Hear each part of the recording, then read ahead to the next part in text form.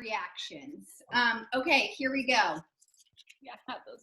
First vote, Lindsay. That's 1 vote, Lindsay. Second vote, Myers. That's 1 vote, Myers. Third vote, Britt. That's 1 vote, Lindsay, 1 vote, Myers, 1 vote, Britt. Next vote, Myers. That's 2 for Myers, 1 for Lindsay, 1 for Britt. Britt, 2 for Britt, 2 for Myers, 1 for Lindsay. Myers, 3 for Myers, 2 for Britt, 1 for Lindsay.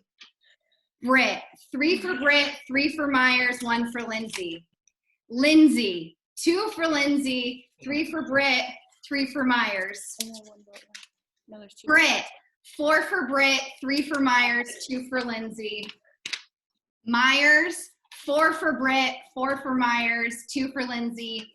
And the winner of season 2, Soul Survivor, is Brittany. Yeah! Oh my God! Yeah! Congratulations, Brittany! Woo! Woo! Y'all had me on my toes. So, Brittany, tell us how you feel. Oh my gosh, I feel amazing, and I'm so glad that I have pants on today. Did you expect to win, or was this surprising to you? Did what? Did you expect to win? I was hoping I would win, obviously, and I came into this I wanted to win, and I'm pretty competitive, and I didn't even care that there was money involved. I just wanted to say I won, and I felt really good yesterday, the whole day, and I felt really confident going into Tribal, so I tried not to be overly confident throughout the day, just in case I was disappointed, but I did it, so. Congratulations to you. I know that partway through this game, you referred to yourself as not the most smartest. You were surprised when you won that category. I hope that you can see that you are incredibly smart and talented and clever and all of that, and that you won this on your own. No one did this for you. And so I want to ask the other 2 a couple questions first, and then I kind of have a reveal for you all. So Myers, it was very close, very, very close. How are you feeling? I feel at peace, and I'm so happy for Brittany. I'm proud of the game we played together, and obviously Brittany played the better game. I agree with you all, and I'm just so happy for her. I'm also proud of myself. Don't get it twisted. I feel great. As you should be, as you should be. And Lindsay, you know, I want to ask you, had Brittany not gotten that last vote, it would have come down to you to decide between Myers and Brittany. Who do you think you would have chosen to be the winner? Oh, that's not fair. That's not a fair question. Both of them. That's a very Lindsay answer, and I love it so much. And so actually, one of the things I want to reveal is the edge is actually what decided your vote, Brittany. It was a tie. And the edge, actually, there were 3 people. They were divided between Brittany, Myers, and Lindsay. And then LaBelle, the first person voted off, is actually the one who decided it. Oh my God. That is so sweet. And so with his, he sealed the deal. And so Edgers, we want to know kind of what went into your thought process. You guys were divided. Ultimately, you came together. First, I want to ask Brian, if you'll unmute yourself, who were you originally thinking should win? I came into last night undecided. I had had 0 direct contact with 2 of the finalists and minimal contact with the third. Each of them made terrific cases for why they should be the sole survivor, but I actually remained undecided. When it was clear through the Slack chat of the 4 of us on the edge that Michelle and Ezra had chosen different winners, I decided to vote for the third contestant, leaving the ultimate power of our 1 vote to Matt LaBelle. He's a super Survivor fan and had left the game way too early. I actually have to say one of the more beautiful things that I found from this game is, Brian, your daughter actually told us that you and LaBelle have become friends and you check in on him when he started his job back, which I really think that's so very sweet. And so Ezra, I want to know, you were a big Brittany fan. I saw part of the edge there and you were really driving it for her. What was your reasoning behind that? I was, first of all, I'm very proud of all three winners. We were all in Kobayasa together. We all shared a lot of Slack conversations together. We all talked about aligning together.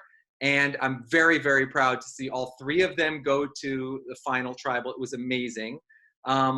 Myers has my heart 100%. I think he is a sweetheart, and he and I get along amazingly well. I think we're kindred spirits in a way. But in terms of the game, I feel like Brittany was dug in deep and was paying attention to more than anyone else in any of this game. And when she came to the final tribal and she had advantages, she had idols, she was very upfront with working her connections and her communication. She's also all by herself in Arkansas. She dug deep into this game and invested everything in it, more than I saw anyone else. And I believe that that amount of commitment deserves to be recognized with a win. So when we were at the edge talking about who we're going to vote for, Michelle was like, I'm leaning towards, and Brian was like, I'm leaning towards, and LaBelle was like, I don't know yet. And I'm like, it's Brittany, you guys. It's Brittany. And I shouted and I chanted and I texted in all caps, Brit, Brit, Brit, Brit. And it just came down to LaBelle succumbing to my peer pressure. Oh, no, and then, no. Oh, yeah, he did. Yes, he did. And then he pulled up the sign. All right, LaBelle, take it away. That's what happened at the edge, Britt. I love you and I'm proud of you. Maddie, I love you and I'm proud of you. And Lindsay, I love you and I'm proud of you. Great game. And Brittany, you revealed to me and Carter earlier that you actually were taking copious notes every single time. You even wrote down which hand people were holding a book in case there was a quiz at the end of this game. So you really were paying crazy close attention. I'll send you all the notes if you want them. Yes. So Michelle and LaBelle, I do want to hear from you guys kind of what went into your decision making. I'm going to go to you first, Michelle. Okay, as soon as my dog starts barking. Lindsay, who I felt strongly about, and that is because I think she played the game that I was trying to play. I revealed this in a confessional that I actually wasn't a huge Survivor fan, but since getting voted out, I took a master class and have been binging episodes, and I always respect people who don't have allies, who don't have idols, but I was so impressed that you made it to the final three, and that's why you had my vote. You also didn't blindside me, so that does factor in. Exactly. So yeah, that's how but I truly respect Brittany's game. She played very smart, very strong, and so although Lindsay, you did not win, Brittany, you played a great game. Thank you, Michelle. And of course, now our first voted out contestant, but ultimately the person who decided the winner of season 2, which is so crazy and very cool. Matt, do you want to walk us through kind of how you came to your final decision? Well, I mean, first of all, nice to meet you. I know I said it yesterday on the chat, but I haven't met half of you yet. Yeah, I stuck around in the game because you guys really brought a lot of joy to the people who were watching it, and my family, my friends were watching it.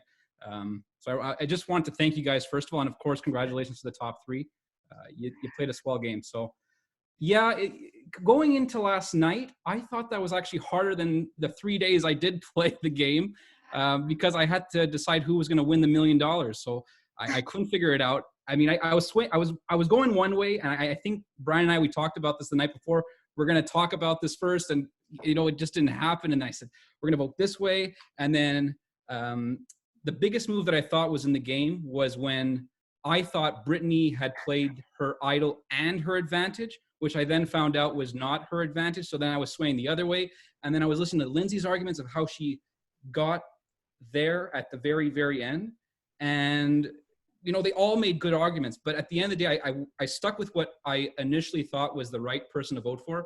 I think the person who made the most moves in the background.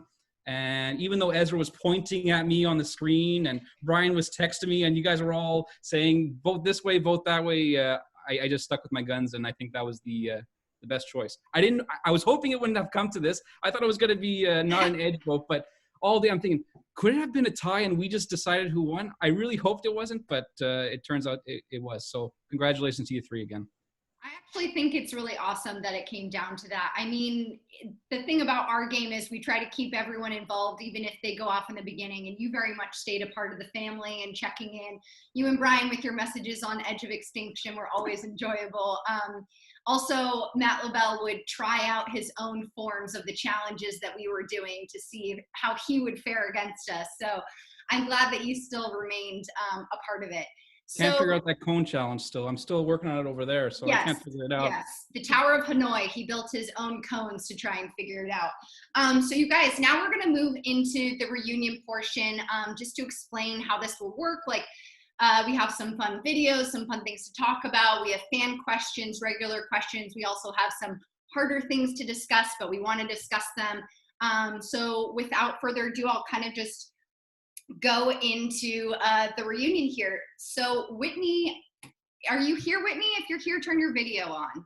She told me she was coming to the reunion, but it's possible she isn't. Okay, well, Whitney is doing well. We checked in with her. She has a lot of freelance jobs right now. She's very happy. She sent us a video kayaking on a lake with her dog, so things seem to be going well with her. And so I'm going to begin with our returners, you know, Ben, Adam, and Dylan. The fans really wanted to know, how did last season to this season compare? And I will begin with Adam.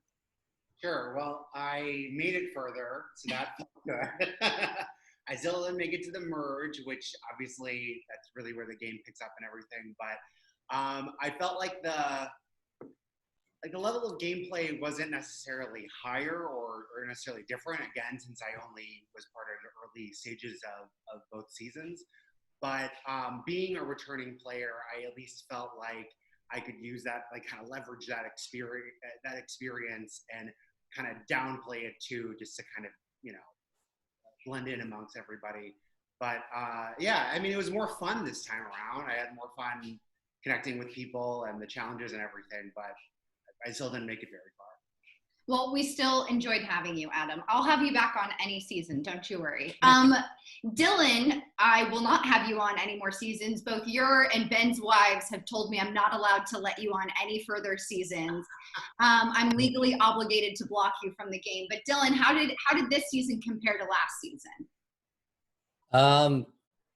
It was very different because last season I was the second person voted off. So I was on Exile Island for like 9 days or something like that. And when I came back, there was only 7 people. So it was very different.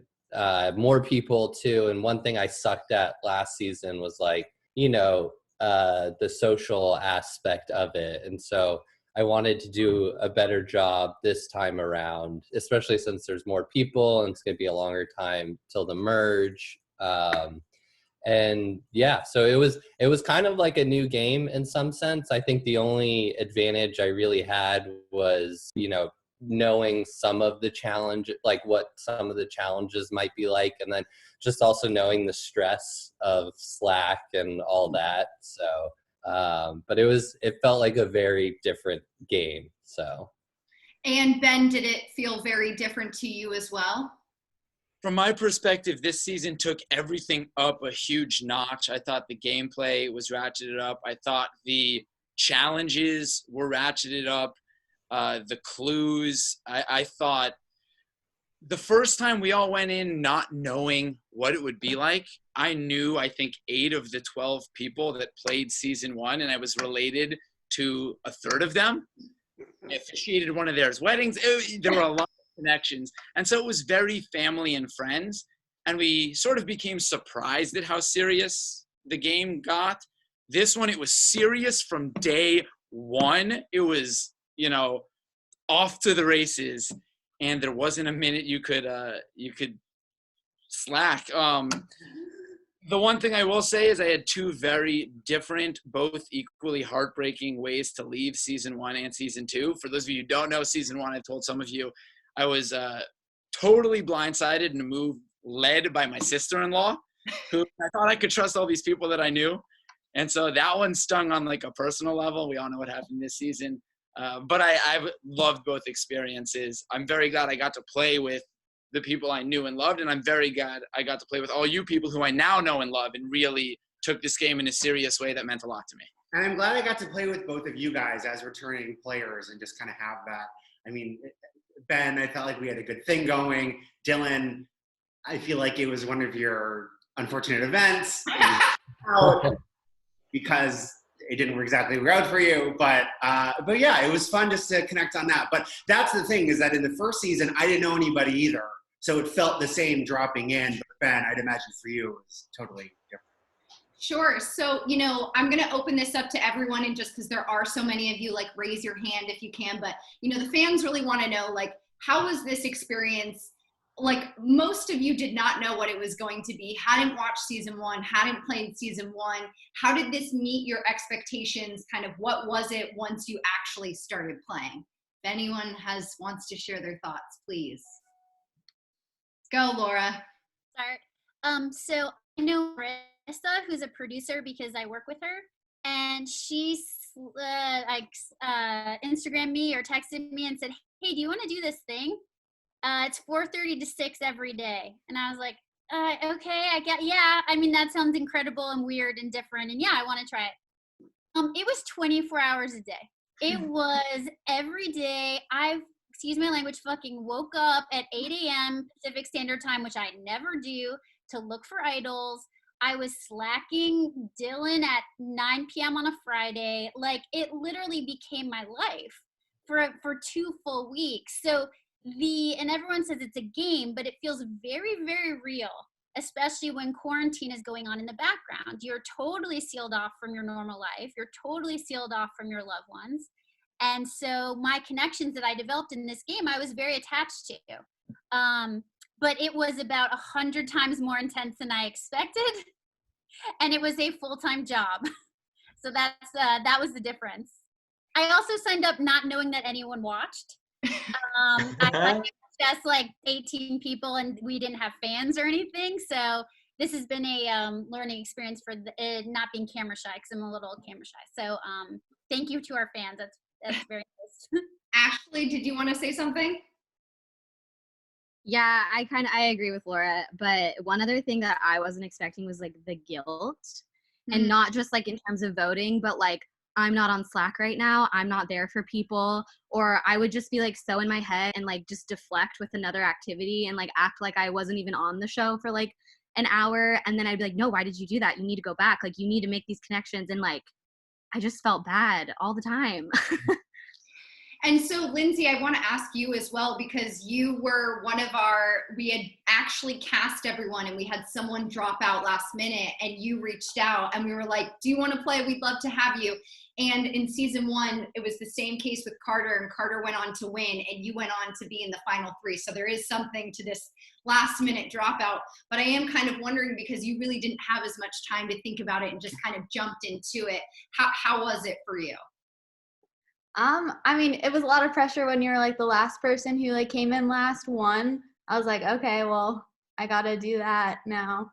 But I mean, I was watching Winners at War, so I was already kind of in that mentality, and like I was thinking about this a couple of days beforehand, and I just really wanted to try it and play, and I'm glad that I did. We are very glad that you did as well. And Brian, I also want to ask you, because, oh no, Brian, oh good, you're not frozen. It looked frozen for a second. I know that producer Becca is the reason you joined this game. And also I believe the reason this game is the reason you joined Instagram. Is that correct as well? My daughter helped me create an Instagram account as soon as I signed up for this. And how did it feel once you started playing? Instagram's irrelevant to me. I mean, really, and I actually just said to her earlier today that starting tomorrow, I'm discontinuing my Instagram account because Facebook is enough for people of my generation. That said, the thing that I take away from this is that it got me as close to the real Survivor show that I'm ever going to get. And now when I see the paranoia that's experienced on Fiji, it's real. I experienced it, and it's real, and that surprised the hell out of me. By show of hands, who else was surprised by how intense this quickly became and the real way that it felt? A majority of you. Dylan, I imagine you'd raise your hand if this were season 1. So people are also curious, like, what was your favorite challenge? Did you have a favorite challenge? I mean, Matt Rogers, please. I will say the hardest I've worked out in years was that challenge with the burpees and doing the burpees while someone else was holding the position. I was so grateful for that because it really made me work out, and I hadn't exercised in so long. So it was truly, afterwards I was like nauseous. I had a headache. It was really bad. So it kind of reminded me like, wow, it's probably a good idea to like be physical again. That was insane. You did incredibly in that challenge, by the way. Yeah. You did really good. Brittany, what was your favorite challenge? Yeah, I actually really loved the challenge with the ping pong balls and the cups because it was just like so random, and I had the ping pong balls and the mugs on my counter for like a couple of days after, and every day I was like, should I try this again and see if I can do better? Because it was just like so out of the norm, and I genuinely enjoyed it more than I thought I would. So I loved it. I mean, a lot of the challenges were great, but I really liked that one a lot. I'm glad to hear, because that one was very put together, slapdash at the end. So I'm gonna make people do that more often now at like parties. Great. Kat, you have a favorite one? I knew that going into physical challenges might be hard for me. I was really good at holding a broom up, but the burpees, I thought I would pass away. So I really enjoyed the challenge. That was the like $25,000 pyramid challenge. I really loved like the craziness of it and everyone trying to like get stuff out as fast as they could. And I think it really brought my swapped tread together at a time where we really needed it. So I loved that challenge a lot.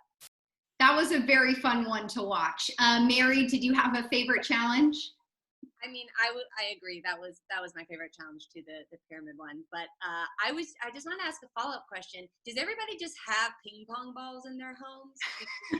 I don't, and I couldn't understand. So you went out and got some? Okay, great. We asked them, as a sneak peek behind the curtain, we asked them what they had. We actually wanted to do kind of a balancing one with dice and quarters. We had a guess that Lindsay might not have dice because she seems too cool for that. And so when she didn't have it and everyone didn't have a Harry Potter book to equalize and hold, we said, what else do they have?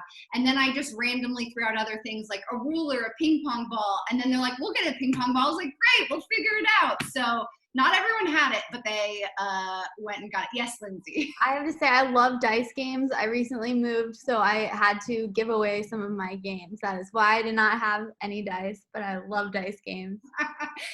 But we did find out what was in a lot of your homes during this whole figuring out the challenge and trying to standardize things as best as we could. Fans, yes, Dylan. I just want to say, like, the team challenges were so much fun because there was so many people and like the adrenaline from that. Like I remember like after winning, you were just like, you felt like, oh, I could punch through a wall right now. Like it was such a cool feeling. And obviously losing really sucked even more, but like, you know, I think the team challenges were a lot of fun. There was like a lot of camaraderie from that because when you get to the individual one, you know, it's kill or be killed kind of mentality, but and the team ones, people to share the excitement with, because you don't. Yeah, exactly. Like the Slack channel just blows up after, you know, a win like crazy. So those were all a lot of fun. Yeah, Cody, did you want to say something as well? Yeah, I actually, half of what I wanted to say was exactly what Dylan said. I thought when we got to the team stuff, I really loved how much it felt like everybody could jump in and have a different piece with so many different skills and people that we didn't even know. That was awesome. I love the physical the doorknob one was amazing to me because it was so physically different and I super sucked at it. I also love the spelling bee. I lost a terrible spelling bee in 3rd grade and I wanted to come back on that one.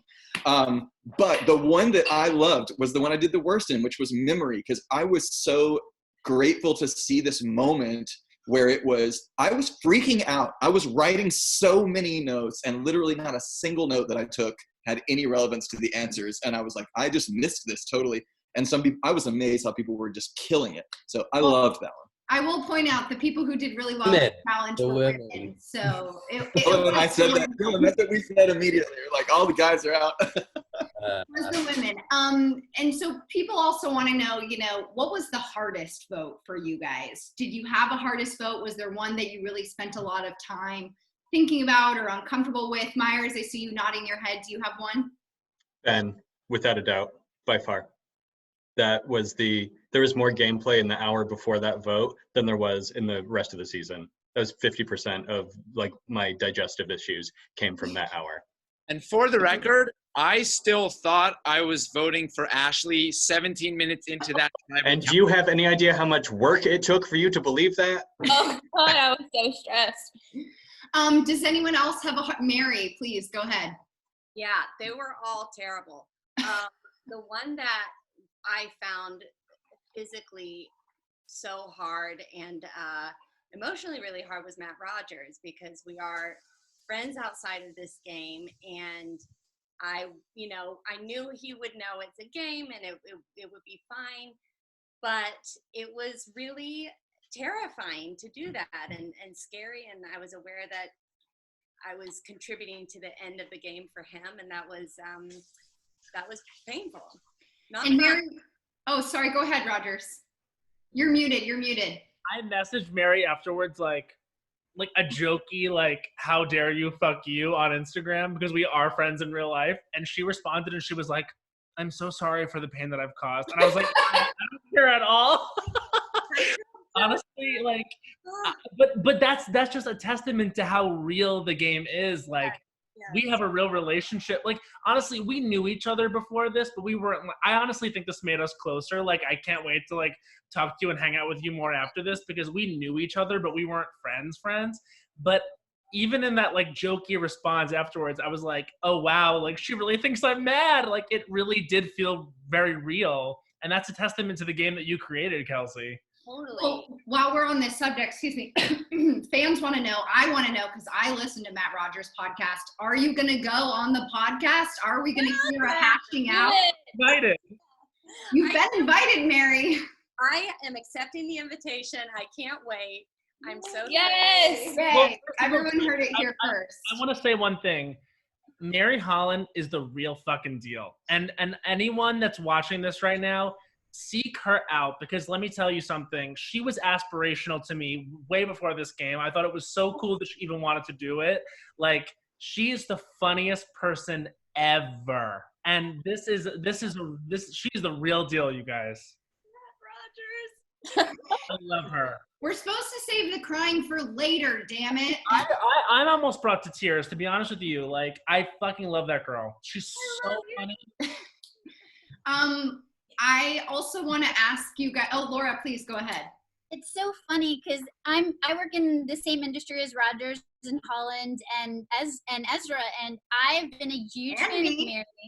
And, yes, I'm so sorry, and Marissa and you and Beck. A lot of people are in comedy, and I've been a huge fan of Mary for so long, and I have pushed for her to get roles on shows I wrote for.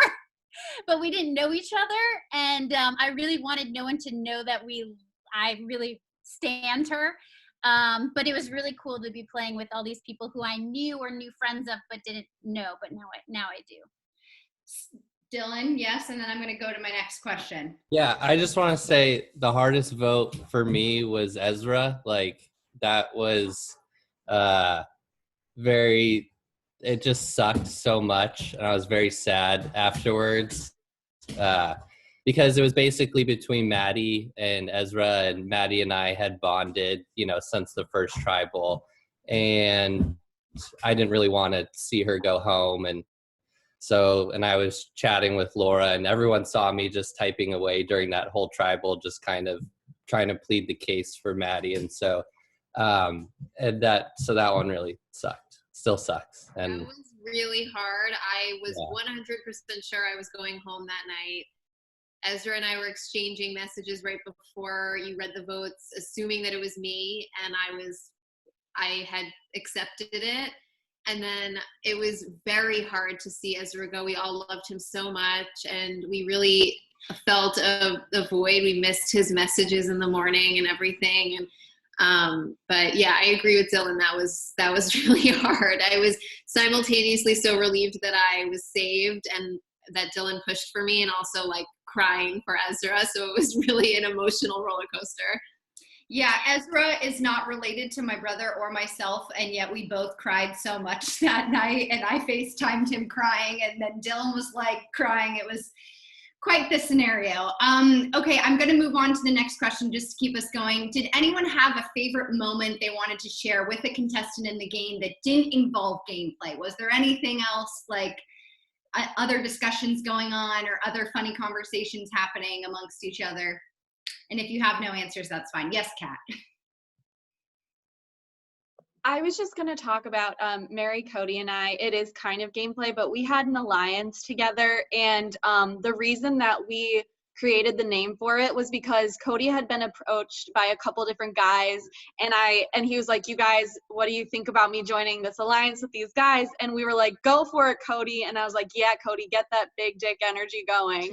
And then it capitalized the D, but then we were talking about other parts of our bodies that we could capitalize the first letter to. So Mary, Cody, and I had a big vagina alliance. And it was just a really beautiful moment for me as a woman. And beautiful. It was beautiful. It was gorgeous. Yeah. Fans also wanted. Oh, sorry, someone. No, I was gonna say I learned a lot. I learned a whole lot. I want to ask, by show of hands, how many of you guys feel that this game made you want to play the real game? How many of you, by show of hands, this made you want to be like, I'm never applying to the real thing, it's not happening? A few of you. Okay, very interesting, very interesting. And so now for our next question, I'm going to bring on fan favorite, Lisa M. Please turn on your video and unmute yourself. Hi. Lisa, live and in person. Please ask your question. Go for it. Yes, Lisa. Yes. Okay. So my question is, what is something new about yourself that you learned while playing the Quarantine Island? Is there any new strengths? Is there any new weaknesses that you're just like, oh crap, I suck at this? So go, Brittany. Yeah, I feel like I kind of touched on it a little bit yesterday, but I've actually applied to the show a couple times, and I went to open casting in Arkansas here 2 years ago. So coming into this, I wanted to see if I could actually do this, even though it's not exactly the same, but I feel like it's really close to very similar to what it would be like, because I also didn't eat a lot and I didn't sleep a lot, and the weather was crazy. So I feel like it just kind of motivated me to see that this is something I could do, and I really do underestimate myself a lot in my abilities, and I kind of like showed myself that where I do have weaknesses, my strengths will overcome that. And so, but definitely like in challenges where I was coming up from behind physically, I would come back and get really close on the puzzle, or I would win. And just seeing like how much I've changed as a person since like the first time I applied for the show to where I am now, I just feel like I have a better mental capacity to handle the game. And honestly, like this quarantine has been really hard for me, and I really struggled a lot over the last couple weeks, just like mentally. And this kind of helped give me something to look forward to, and just really helped me like reflect a lot on myself. So I'm so thankful for the opportunity in general. Even if I hadn't won, it still would have felt like a win for me. Did anyone else feel any major growth or learn something new about themselves from this game? I'm going to spotlight one of you just because, Maddie, I feel like you and I had a wonderful conversation after you got voted off. I don't want to pressure you, but if you want to share. I was going to raise my hand too, and I think everyone knows this just from the night that I was voted out, but I really didn't think that I had it in me to do this. Everyone knows, and I wasn't doing this on purpose. I wasn't great at these challenges. They're just not my strong suit, neither the physical stuff or the puzzle type things. So I knew that my strength would be in building relationships and trying to just lean on my intuition about people. And that's kind of gotten me through life. You know, I was never great in school. I'd struggled academically all through my childhood, but I always had great friends, and I leaned on that kind of, you know, overcoming in social aspects. And I thought that if I was going to get through to any level of this game, that it was going to have to be leaning on that. And I think I showed that I did that. But we did have a good conversation about how, you know, this imposter syndrome is so real, and especially in women too. We tell ourselves that we can't all the time because society tells us that we can't. But, you know, it's important to just try and see what happens. And look, I made it to the top 5. It's pretty awesome. You did amazing, Maddie. It was so fun having you on. Yes, round of applause. Thank you for joining us, Lisa M. You have been one of our favorite and best fans. We love you so much. Thank you. Thank you. So before I go into some harder questions, Lindsay, I have to ask, I've had so many people asking, they want to know what your job is. They love your home. They love the background that we get to see you in each week. Can you tell us a little bit about what you do? I'm just an art director. So I work in advertising, and I live with 2 other people, so that's how I can live in this apartment. Well, it's a beautiful apartment, and we get so many comments and DMs about your back apartment or behind you, so everyone loves it. So I do kind of want to go into a big part of this game is perception, right? How you come off. And there were 3 people I feel in this game, and that fans felt as well, maybe didn't come off the best despite us thinking they're good people. And so I kind of wanted to spend a little bit of time with each of you.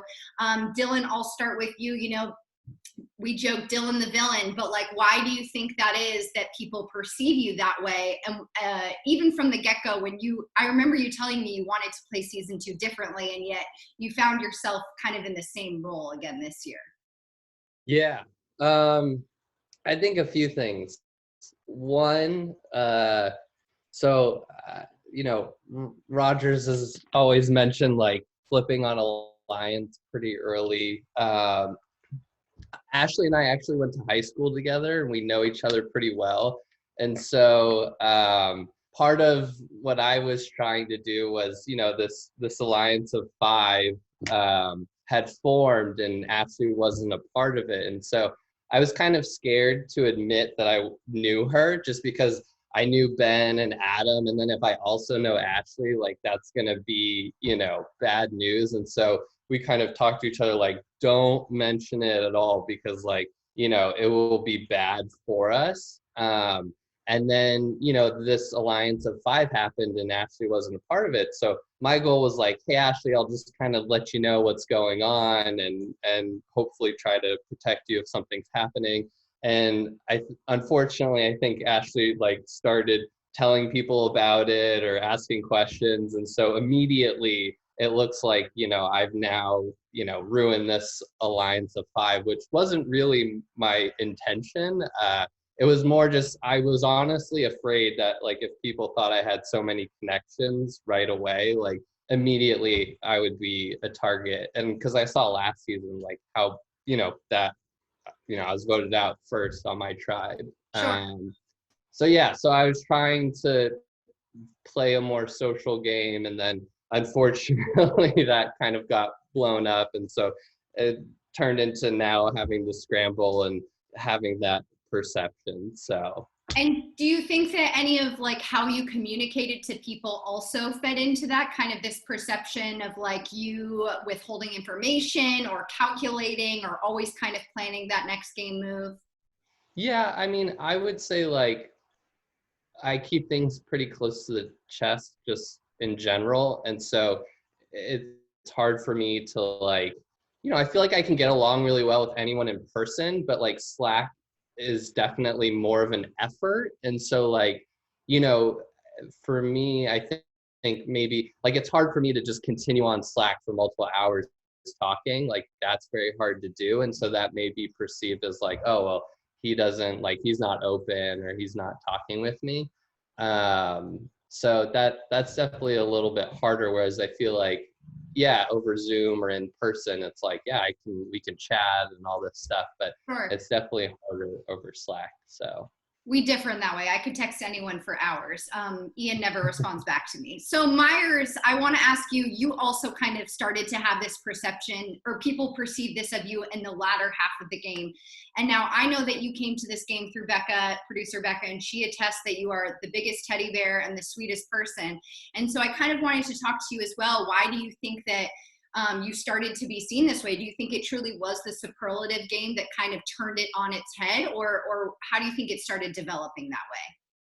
Well, I think I was being perceived with those villainous qualities before the superlative games because I won those categories. I think something I've learned through this game is that it is possible to both be kind and a cocky bitch. And I have done some journaling about that. I think something like looking back, I was two things: very young, funny, and gay. One of those makes you a target, and the other one can deflect that target away. So I have lived a lot of my life being the kind and funny person without getting incredibly close to a lot of people. And I thought that would be an asset to me in the game. And to an extent, I think it was. But clearly a dollar short. Did that answer the question? That did. I mean, I think also, I'll just say this now this is an earlier thing that I wanted to talk about, but like in season 3, we definitely will be doing more Zoom calls and videos because I think a lot of you guys kind of felt that humanity was lost in translation. And for a lot of our fans, they felt like they really knew you guys better and like really loved you in a way that maybe your fellow contestants didn't feel the same way because they weren't getting to do that. And so the last person I want to go to about this is Matt Rogers. I think that after that first tribal that you were in, I think definitely things changed. And, a lot of the fans wanted to know, like, was this a persona you were putting on? Was this a purposeful thing? I know that there was also some discussion in that, like, how you were talking to contestants might have made them feel like small or something like that. And so was that kind of part of your gameplay? Because I'm sure, as Mary can attest, and in my brief relationship with you, I don't experience that myself. So I am curious if you can kind of elaborate on that. Sure. So I think that when I was approached with the idea of doing this game, I'm first and foremost a performer, and I'm an entertainer, and I really miss doing that in quarantine. And so when I signed up to do this game, I thought, oh, this is like a fun show I can do for some of my followers that will come watch it. And I think that in that first tribal council where Koviasa went to tribal, I was just so excited about the fact that we had this great idea that I kind of went too far. And something that I want to say about my tribal council speech last night was I kind of talked to Myers like he was like the reason for all my pain in the game. I 100% own the fact that I went way too far in that first tribal council, and literally, like, out of the corner of my eye, I could see Maddie like not having it. I feel like Maddie the whole game was like, not this bitch. Like, she's the I worst. also can't hide my emotions on my, like, I say it all just in my facial expressions, and anything you say.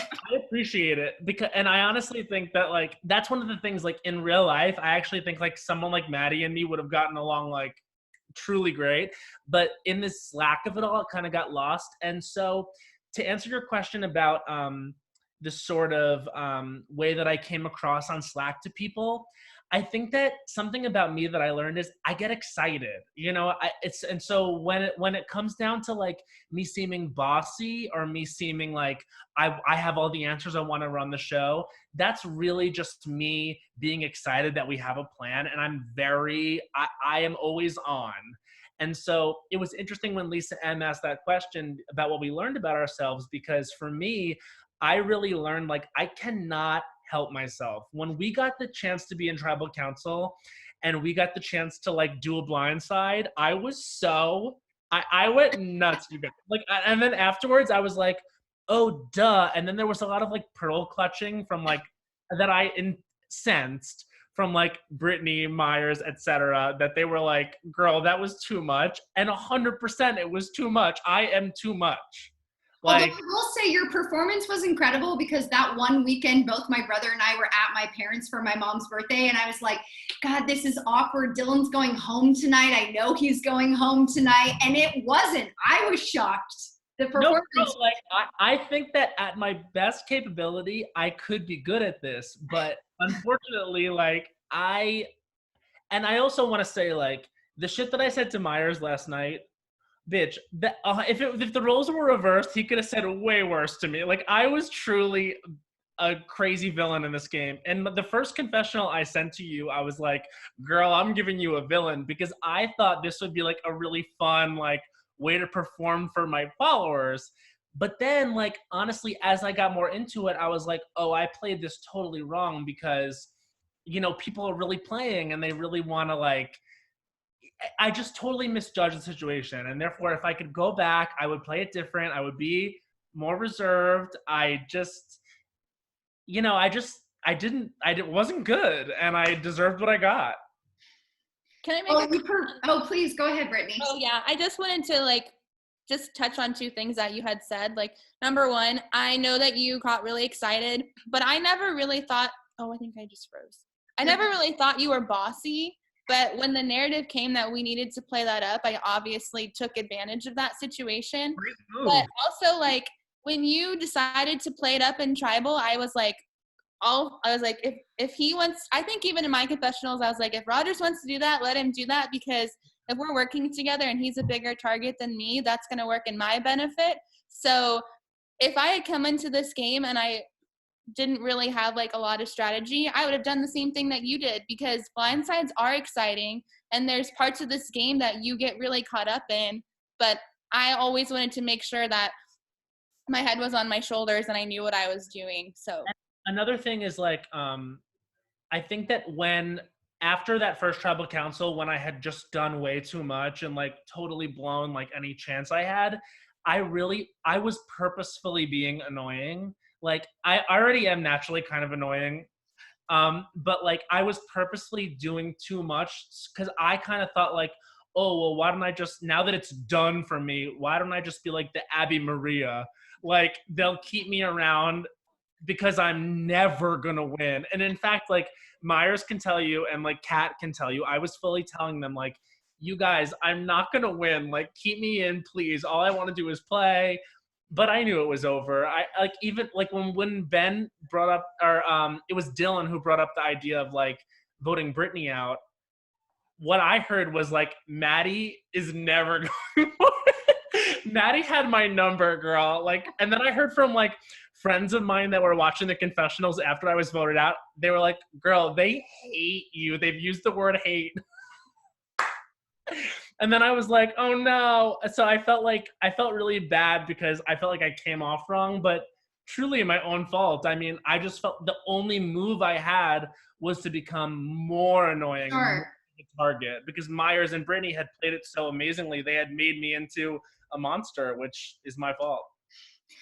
Okay, so the other person I kind of want to move on to is, they were maybe labeled a villain, but weren't actually a villain. Ezra, I do want to talk to you about how, you know, Whitney, who's not here, but she called you smug kind of in her exit one. And I think that Coratonga maybe didn't get exposed to you, so they weren't aware of, you know, your true self. And so first I want to ask you, how are you feeling when you first heard that, watching the other tribal? I was certainly confused. I don't know where the smug comment was coming from, unless my support to our other tribe mates while they were working on the challenges, or perhaps it was when Michelle was doing her push-ups and it was post-challenge and I was congratulating Michelle on doing as well as she did, because doing that many push-ups in that short amount of time certainly isn't easy, and I wanted to recognize that. But perhaps it was misunderstood as perhaps being sarcastic. And if you don't know who I am, then you're gonna read me like a text message. You'll interpret it the way you want to. So that's the only way I kind of processed it for myself. But I was certainly surprised. My wife Sabrina was watching it along with me. She was looking at me like, why'd they call you smug? I'm like, I don't know why they called me smug. Why'd they call me smug? But whatever. The rest of the tribe, the rest of Kobayasa, they sort of rallied around me and they were like, that was weird. Why would they do that? But I was like, I shook it off. It did affect me for a little bit, but I shook it off and I said, you know what? Let me just put myself forward and keep on playing the game the way that I am. Let me just say, since I was on both tribes and then Ezra, we were able to, chat and connect and everything. I think it was because that was that epic blowout of a challenge. And it just was so bad. And we all know, because when you compete, like we've all been talking about, the adrenaline is going. And it was just so bad, so bad, so bad, so bad. And then I think what it was is that you started reciting the Miranda Priestly monologue during the last challenge, or during the last leg of it. And I just think it was kind of like, it didn't come across as like great sportsmanship. I mean, I thought we were all playing a game, and so that's part of it. And why would you say something? I'm not calling you out, Michelle. I thought it was hilarious. But I just like the vocalizing of it. I didn't think it was necessarily to that point. But I don't think it was like, you're a villain, we hate you, da-da-da. And, I just don't think that was like the overall thing. But I think that challenge was not good for a lot of brutal challenge in general. I can tell Ben, I'm not even going to give you the floor. You needed to teach your team how to bet better. You guys were, you all need a master class in learning how to fucking bet. 100%. And that is what the Slack is about, at least me and Ben. But it was too late. We had a problem of all being too rah with each other instead of speaking hard truth to Koratanga. So we thought, well, none of us want to call each other out. So who can we call out? Well, who's the only voice we're hearing? Let's blame Ezra. So it wasn't actually any reality in it. It was like anybody, but it was like right at the end there. There was, absolutely. Sure. And well, I will say this, Kelsey. Since you're pulling the curtain back a little bit and Adam is letting me know what was going on that side, I am a director, and I directed a show called Streep Tease, a show of Meryl Streep monologues performed by an all-male cast who just happened to be gay but were not in drag. And we opened up the show, which ran critically acclaimed for 3 years, with the Miranda Priestly monologue, which I know very well. And I wanted to introduce myself to Myers and Matt, who both loved it, and the rest of our tribe who were chiming in about it. And when it was time to put the pedal to the metal and take that challenge home, I was supporting them with what would keep them humorous and take their mind off of things and give us that win. So yes.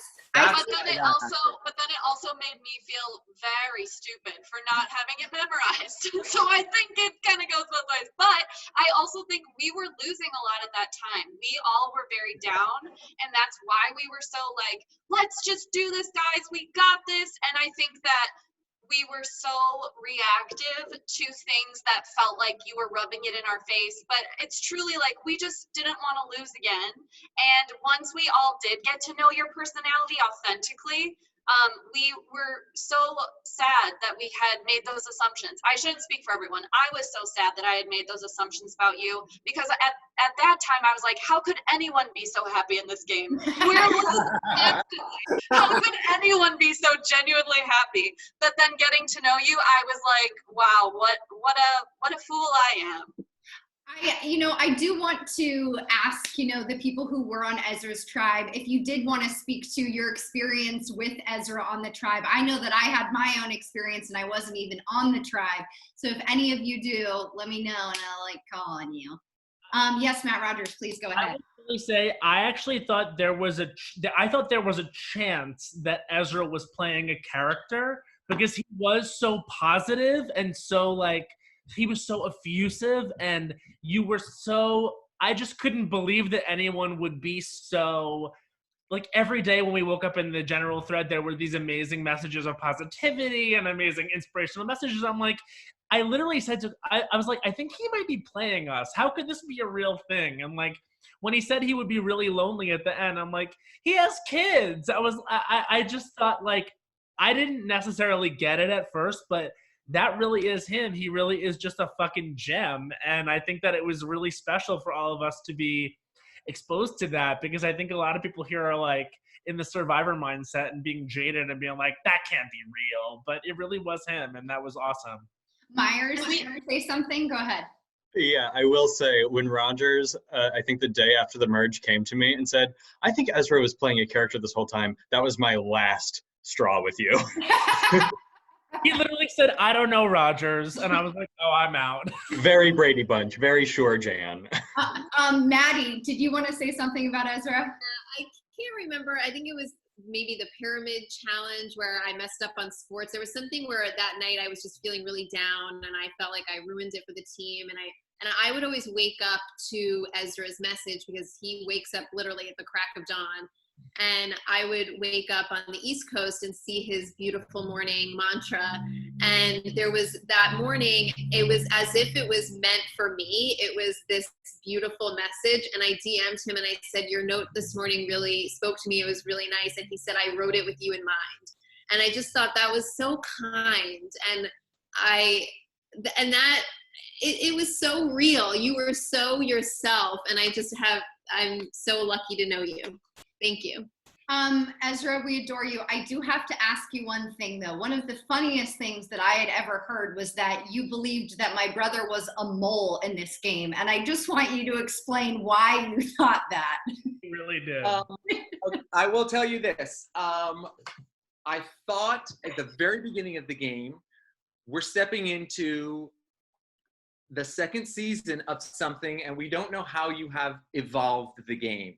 And the two of you are brother and sister, and you've created this game, Kelsey, and maybe you wanted to have your brother throw some bullshit in the mix, and why the hell not? He knows how it works. He can elevate it. He can create all kinds of chaos and scramble. And I also thought if he wasn't a mole, then he already knows the game a little bit too well. He also shares genetics with you, humor, intelligence. He might know the challenges the way that you guys know the challenges. I don't know who's older or younger. I really don't care. I just knew that Dylan could be a threat to the game. And I chatted or slacked with everybody about it. In fact, when the rest of Kobayasa came back to me, and they're like, nah, that's stupid, I then exposed that to Dylan. And I wanted him to know where my head was and how stupid that was. But are you? And no, he's not. And it was done and over with. And that's kind of how I played the game. I kind of like checked out with the rest of my tribe mates individually, like, hey, I'm thinking about this. For instance, I wanted to be a part of an all-female alliance or an all-male alliance, because we had, at that point, it was Adam and Dylan and myself. And I'm like, why don't we form an all-male alliance? We'll have the votes. And they're like, nah. I'm like, you guys aren't even playing this game. They're like, you want to talk strategy? You never came to me with that. You never came to me with that. No, because I went to Dylan first, and he was like, hell no. So I knew there wasn't a chance of doing that. Hey, and we were both using Dylan as the in-between, which obviously was our mistake. But yeah, but to be fair, that didn't cross my mind either. I thought this. I thought, hey, Kelsey keeps mentioning it every tribal council. No one did it. She's like, is there a gender alliance? Is there a gender alliance? And I slacked with Dylan. I'm like, hey, Dylan, Kelsey asked if there's a gender alliance 2 times already. She's done asking it. Let's make a gender alliance. He's like, nah. I'm like, all right, then we won't. Fair enough. Myers and I never heard about a gender alliance. Honestly, I don't know which side I'd be on. Either. Me and Myers are 2 gorgeous women, and we don't know where we'd go. No, Matt, it was already once we split up into 3 tribes. Yeah. So this actually leads I was in alliance with you. Oh, forget it. Brick house. So Ezra actually leads me to the next kind of segment I wanted to talk about. You know, being convinced that Dylan was a mole and him knowing the game. And I will say one of the best things about that was Dylan then called attention to the producers that we should really pay attention to the Slack channel so we could know not what to do for challenges. And Laura actually asked this. She wanted to know for the producers, and I'll ask producers to join me if they want to chime in on this one. if in looking at your Slacks, did we augment anything? The one most notable is, of course, I wanted to do a slider puzzle, but you all were freaking practicing. So I was like, what's the biggest twist? Make their loved one do it who haven't been practicing and don't know how to do it. So that one really felt like a fun twist. Producers, chime in. Were there any other changes we made based on the Slacks? Becca just took the dog outside. Oh, Becca ruined it. Sorry, everyone. Well, I feel like a lot was like based on things that, especially when like Ben and Dylan and Adam were still in, a lot was based on what we knew they were capable of in the past. So it was sort of like subverting that, because we didn't, not that we didn't want people to do well, but knowing where strengths lie, like how that would affect the tribes, I would say. Sure. And Although the first challenge was the exact replica of last season. well, I had to set the tone so you'd think it would be the same. So you'd think it would be the same. They also, oh, hold on. They're also asking, fans asked about like clues and advantages, things like that. We also kind of based that off of looking, you know, seeing what you guys were aware of. And two of the biggest ones that I think do people know how Dylan won his idol? Raise your hand if you know. Oh, okay. So you all know that we hid. Okay, hold on. I'm going to play his confessional and then we're going to chat about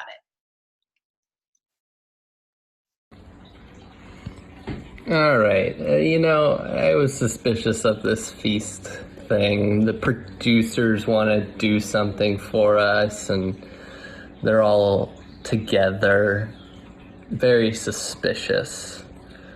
Lo and behold, what do I see? Ah, the names are spelled weird.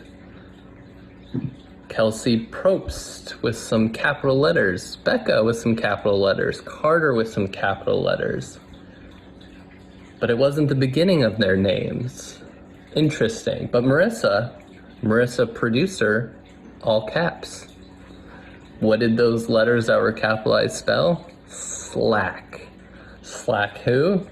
Marissa. Sneaky. So, at the next tribal, I have to say yogurt, fake a sneeze, say God bless me, and existence, and I will get an immunity idol. Stay tuned for the next tribal. I had yogurt for breakfast. God bless me. This is quite an existence. You're so smug, damn it. We really didn't think anyone would figure that out. And you really, I think in like almost the final 5 minutes, figured it out. Laura, do you have something you want to say? Yeah, I think other than Maddie, the only person who knew it. And I was so deep in with Dylan because I like talking to him so much that I had yogurt. And I was going to be eating the yogurt during the tribal the tribal. And so that way he could comment on my yogurt, sneeze. I would say, God bless you. And then also he would say existence. But I was involved because I didn't want it to be too obvious that he was sneezing and eating yogurt and doing all those things. So I had yogurt ready to go in case that's what he needed. Didn't we literally comment on the fact that he I'll was say Weren't we all Cody made it. Kat, go ahead. Oh, I was just saying, I think we all immediately were like, who's eating Siggy's yogurt for breakfast? Are we now sponsored by Siggy's? And I don't think anyone noticed the sneeze, but all of us were interested that he had yogurt. So blatantly, none of us. But Cody made it easy because he's like, I love Siggy's. Like, I love the yogurt. Yes, Cody. Oh. Yogurt commercial during Dylan's. I was like, very much so. Dylan, sorry, go ahead, Cody. I was completely oblivious. This moment just told me what that was. I searched for that for 2 hours, and I was like, they're lying to us. That's why we took it down. We thought the Zoom, like our names would show up on YouTube. It didn't show up, and I didn't want you guys to spend any more hours looking for a clue that wasn't there. The other one that I want to touch upon, the very challenging clue that I think almost drove Ben to insanity was the one that Brittany won on her tribe and Mary won on her tribe.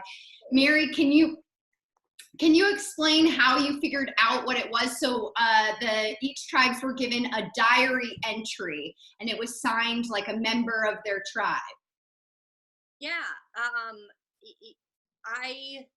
I got on Slack with Kat and Cody, and we were all three of us trying to figure it out.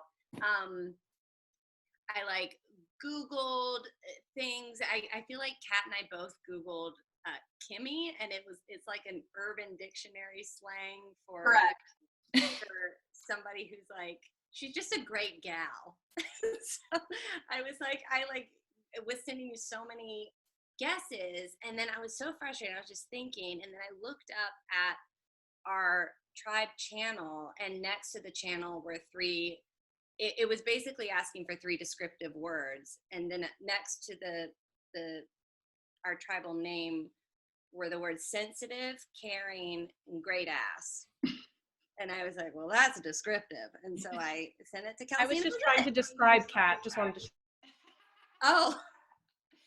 And you did find it. Now, Brittany, you found it because actually the reason for Coratonga, we actually hit it during a tribal and deleted the message that we had put it in there. Unfortunately for us on Kobiasa, we weren't quick enough to delete that message. Mary, I know you have experience with that. Brittany, you were able to figure it out. And I remember Dylan also fully going crazy from this, like called me and I was like, you need to just like walk away from your apartment. Like, this is insane. Brittany, what made you figure out to like go back and look for that deleted message? Yeah, so I have like a dual screen set up for working from home. And in the morning, I generally will use just one screen. So I had one screen with Slack open all of the time, and the other screen was this one I was working on. And so I was up at like maybe 7:30 and like Central Time, so everyone's asleep. And I noticed a message pop up, and all I remember was I saw the word knockers. And then I saw it went red and it was gone. And I was like, crap, I bet that was something, because I knew there was going to be something coming out eventually. And then I was like, but maybe it wasn't, I don't know. And I saw one of the producers had posted it. So a couple hours later, I messaged Carter and I was like, did you post on our Slack and then delete a comment? And he was like, no, I don't know what you're talking about. And I was like, oh, okay, cool. I just wanted to check. And then like an hour later, the clue came out. So I was like Googling everything. Like I spent an hour on it. And then finally I was like, it has to be connected to this. And so I found the words at the top and I had remembered knockers. And I was like, well, maybe this is it. And then it was. And then I was so stressed out because you changed the bio and it alerted. Yeah, and I sent so many, like, I was like, I found it. So I was super excited. Then I was like, well, I have to hide the evidence. But I didn't know if I should. Oh, and it was like the most stressful day of my life. And I waited hours. And I had like, I actually looked last night. Myers was messaging me about it. And in a 10-minute span, he had sent me a message. I had said nothing, and he sent another one, and that's when I had found it. But I still talked for like the next hour about how I was Googling things, and I didn't know what it was. So that afternoon, I was like, well, if we can delete messages, surely I can just delete it. But I don't have privileges, so I couldn't. And so then I was like, well, I just messed that up because now everyone's going to know. And I just learned a lesson there, but I tried to cover it up and it didn't work. So like, I don't know Slack either. So you guys don't try and delete topic changes because they don't get deleted. So the next thing I want to go to, Ashley, do you have something you want to say? Oh, yeah. Sorry, just really quick. I have friends who like I sent this clue to like after I was out because I was so angry and they couldn't figure it out. They sent it to people and like I eventually like messaged them that I was kind of back in and they're like, we do not want to talk to you. Like, people were so upset about this clue. Well, Ashley, I'm glad that you're on here because you lead me to my next most exciting thing that I can't wait to reveal for everyone. Ashley actually left us producers with one of the biggest secrets of the whole season. So let's watch this video.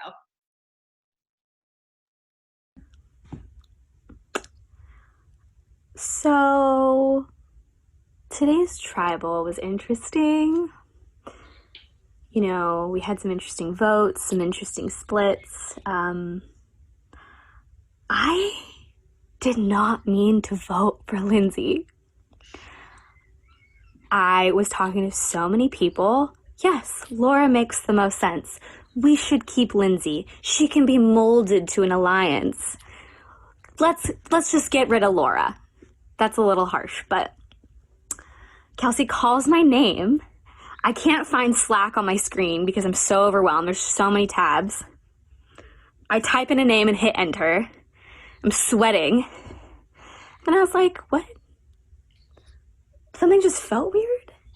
And then I go back and I typed in Lindsay's name. I didn't mean to. It was supposed to be Laura. And by then, all the votes had been casted. And I'm like, okay, we can play this off. Everything's fine. We're gonna play it off. A few votes for Laura get read. There's the one Lindsay vote. And I'm like, how strange. Then there's a few more Lauras. And I'm like, cool, we'll just pin it on Laura. Laura voted for Lindsay. Oh, sorry, I clipped it too soon. But the rest of that, Ashley, was then the 2 Cody votes came out, so you couldn't pin it on Laura. Ashley, no one knew, right? You didn't tell anyone. I believe you were told to take this to the grave, unintentional. I also, I want to chat with you because something that was really interesting, and as Dylan mentioned, he went to high school with you. I know you because you're best friends with my best friend's sister. And in your confessionals, you often expressed you were very overwhelmed, weren't sure what was going on, and yet people were thinking you were the biggest calculator, being very threatening, a big game player. What was the game actually like for you? Guys, I had no idea what the fuck was happening the entire time. All I wanted to do was be friends with you guys. A lot of and yesterday, go ahead, sorry. No, I was just gonna say a lot of your videos would start with, I don't know what's happening, but I guess we'll figure it out. And then you just started telling us about your Survivor stress streams because no one was talking to you. I really tried. I wanted you guys to know I was trying so hard. I wanted to be good at this. I wanted to be strategic. And I was calculating things in my head, but then I'm like, no one's giving me information. I don't know how to get information. And then all of a sudden I accidentally vote for Lindsay. I blacked out. I don't know what happened. And then Lindsay hates me the rest of the game. Never hated you. I couldn't trust. No, I know. I'm sorry. Actually received no votes. And Lindsay received no votes. So yesterday during Tribal, we producers had to keep a strong face when someone was like, Lindsay only got voted once, and we're like, Ashley. This is how great Ashley is. She's like, oh my God, I'm so sorry I voted for you. And I was like, hey, I voted for you day one. You do not need to apologize. It's totally okay. Yeah. So enjoyable. Really hope you guys know, I wanted to be good at this, and I was not. I was not good. You were. You really were. You were a chaos agent. Yeah, you were good. You held a book longer than any person on this screen. That was amazing. Yes. That was amazing. I really just wanted to play so I could do the challenges. I was like, Rogers, I just really wanted to play games. And then the one time I tried to get strategic with Mary, I was like, we got it. Look at us go. And then bad. So bad. So that actually leads me to the next person we want to talk about, which is Mary. But before we talk to Mary, I do want to share another video. Hold on, lost my mouse. Oh, is this about her mistake? No. Hello, it's me and my confessional. Hi, it's me, Mary. Hi there, it's me, Mary. Hi, it's me, Mary. Hi there, it's me, Mary. Oh, hi. Hi there, it's Mary. Mary, we just lost. Hi there, it's me, Mary. I realize that I always say it's me, Mary, but my name is probably somewhere on here, so I don't need to be doing that. Hi, it's me, Mary. Am I pointing at it? Mary. Hi, it's me. One last time, Mary. Oh, Mary, great confessionals. Always starting them off. Hi, it's me, Mary. Mary, there were a lot of conversations, a lot of questions that fans had for you. So I do want to spend a little bit of time talking with you. First, I want to ask about the big, great Slack mistake of 2020. Not all the fans know about it. So maybe if you just want to share with us kind of what happened and then what changed. I'd be thrilled to. And I just want to say it's a testament to every other person in this game that I am the only one who sent the message to the wrong chain. The thing about Slack is you can't rename direct message groups. Like, it always starts with the same names, especially if you have multiple people, same people in multiple groups. And so Slackgate 2020 came when me, Ben, Kat, and Cody came up with this idea where we would join up with Myers and Brittany in a group of 6, and we would join with them to vote Dylan. We suspected Dylan had an idol. We suspected Brittany had an idol. And so we were like, how can we work this to flush both idols? But in order for it to work, either Brittany would be blindsided or, Dylan, and we were going to split votes with Ashley, who I didn't know very well at the time. I just want to say. Anyway, so there was this sort of very delicate plan that was in place, and a lot of it hinged on Brittany feeling totally safe so she wouldn't use her idol. And I was responding to a conversation that Ben, Kat, Cody, and I were having, and because I had filled Lindsay in on the plan, and was like, oh yeah, and also she is aware that Dylan is going to vote for Brittany. And I said, Dylan, yes, and she knows Dylan's going for Britt or something. I posted it in the chat with Brittany and Myers. And then as soon as I did it, I think I got on the chat with all 4 of them. I got on a chat with Ben and with Kat and with Cody and was like, oh fuck, oh fuck, oh fuck, oh fuck. I did the worst thing. And then I went back, and it was truly maybe within a minute or 2, I deleted it. But of course I sent it to the person who's never not on Slack. And so she saw it, and I should have just left it. But I thought somehow maybe we could rally and it'll be fine. But of course it wasn't. I blew it all wide open, and then we were hearing like, Brittany's going to Dylan. It was absolute chaos. I think everybody agrees that the hour leading up to that tribal was the most insane hour, and it was so crazy. So that's what happened, and I really did it. Actually, let's spend more time talking about that, because people were curious, why did then the Coratonga 4 turn on each other? Was there still no hope on getting anyone Kobiasa out? Because I was not privy to any, I sort of heard at the last minute who the vote was going down to, I think because I was responsible for everything falling apart, so yeah. I don't. Dylan? Yeah, well, so Brittany did come to me and was like, look, I've got an idol, you've got an idol, they're going for us. And I was like, oh, interesting. I was just chatting with Ben about voting Brittany out. Seems like Ben has not been super truthful. So then I go to Ben, I'm like, dude, what's up? Brittany thinks she's going home. My name was thrown out, like something's going on. I was truthful because neither of you asked me directly if your names had been brought up. You just said, yeah. And I said, yeah, I'm considering voting for Dylan, and yeah, I'm considering voting for Brittany, which at the time was true. Yeah, he was trying to play like there was talk about Dylan, there was talk about Brittany. And I was like, all right, well, shit's about to change now, because Brittany's like, okay, well, this isn't happening. Like, they're trying to flush our idols. So then the scramble started, and I remember at one point Kat messages me, is like, who am I voting for? And so I hadn't really been talking to Cody, so I was like, well, Cody seems like a logical person to get out of Coratonga, so let's go Cody. Ben's like, oh, this will crush me if I have to vote Cody. So it was like, I remember being like 3 minutes late, I think, to that tribal, and I was still just like chatting because I had no idea what the fuck was going on. Like, that was the worst time ever. Kat. I want to say to that too that Ben, when I heard my name, I asked Ben, and Ben was like, "Yes, I am voting for you." And I was like, "Oh my gosh, everything has changed." And I was so blind. I had no idea what was going on. Kat, go ahead.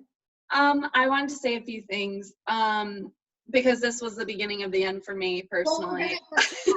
No. Okay, yeah, no. I was gonna say, I lost my glasses during this kerfuffle and still haven't found them because I blacked out during all of this hectic shit that was going on. But I was reaching out. All of Ben, Mary, Cody, and I were all playing different people at that time, trying to make sure that Cody was still maintaining a great relationship with Brittany. Mary was with Lindsay. I was with Dylan and Maddie. Ben was with Maddie. I was with Myers. Like, we all had these people that we were like, okay, you go to this person, you go to this person. So I was trying to figure out what the pulse was with the Dylan, Maddie, and Ashley voting block. And then in that time, I was realizing, okay, the majority could be going that way. So that was when we decided that we had to potentially turn on each other. And then it was also a larger discussion because there wasn't very much room to weigh an option that would be like Ashley, because she was wanting to work with me and I didn't want her to go. I didn't want Maddie to go. It was just like you had to navigate all these different relationships that we all were building. So the thing that made the most sense at that time was us starting to turn on each other, but it was not the ideal situation. And I just want to mention a piece of irony that got lost in the whole recounting, which is that Myers had the immunity idol because Mary had the opportunity to give it to either me or Kat, who were in the inner alliance, and yet Mary, for some reason, also gave immunity to Myers. Just one other. Not Myers, Cody. Oh, in that game. Yes. The necklace. Yes. If Myers were not immune, we could have grouped and said, Dylan will go to and I think that would have worked for everybody. But because of that one other level of irony, Myers and Brittany were both immune.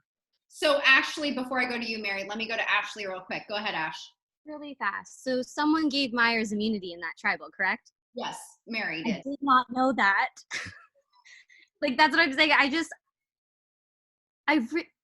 I just didn't know anything. Famously, what we talk about with the producers is when we went to Rocks and we all saw your face go like this.